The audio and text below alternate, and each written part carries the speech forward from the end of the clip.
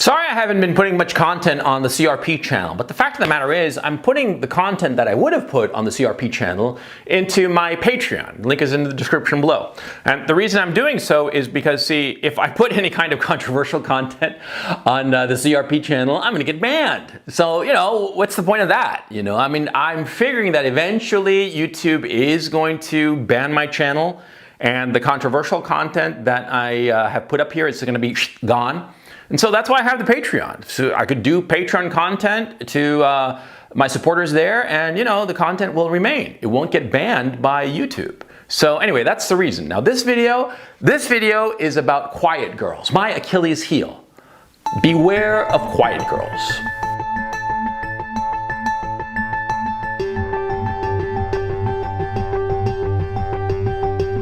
You know the girls I'm talking about, right? There are these cute little things, a lot of times they don't wear much makeup, and a lot of times they sort of like go out of their way not to draw attention to themselves.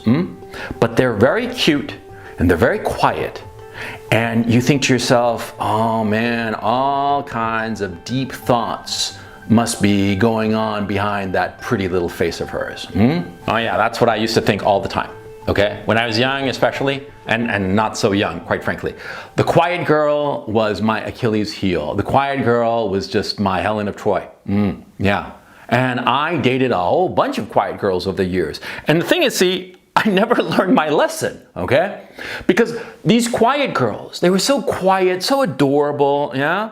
And I thought to myself, man, they must be really deep, right? They must have like these really deep, deep thoughts, right? Right? Wrong! Wrong! Quiet girls were quiet because they didn't have anything to say. Quiet girls were quiet because a lot of times they were kind of brain dead. Even the girls that did well at school. I remember there was one girl, I was in like middle school in the United States, like in Miami, I think I was. And yeah, Miami. And she was so quiet, and she was in my advanced math class, She was like a big brain. She got like really good grades, right? And I was convinced that she must be so profound, so deep, right? And I started like dating her, like trying to and talk to her.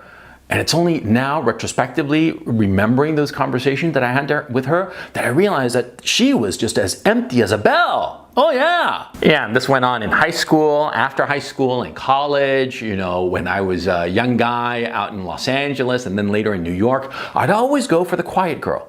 I'd always go for the wallflower, thinking that there was so much there. And I just didn't understand that a lot of times a girl is quiet because there's nothing going on upstairs. Notice, I'm not saying that she's stupid, okay? I'm saying that they don't have much of an interior life. In my own case, I have a very rich interior life. I've always thought to myself that if I were ever locked up in solitary confinement, I'd be, no problem. If I were locked in solitary confinement for life, I'd be fine because I can entertain myself. My brain is, my entertainment center. Yeah. I don't need exterior stimuli in order to amuse myself. I can dream up things in my head and have those things just, amuse me. I laugh at some of the things I think about, which is a very fortunate thing. But see, I confuse this ability that I have. I project it out onto quiet girls and think that they have the same thing. But they don't. They're just quiet. They just don't have anything to say. And that's the point. See? You got to be aware of quiet girls, okay? And I know it's like a weird thing to be focusing on, but I have to admit, in my own case, I wasted a lot of time with quiet girls.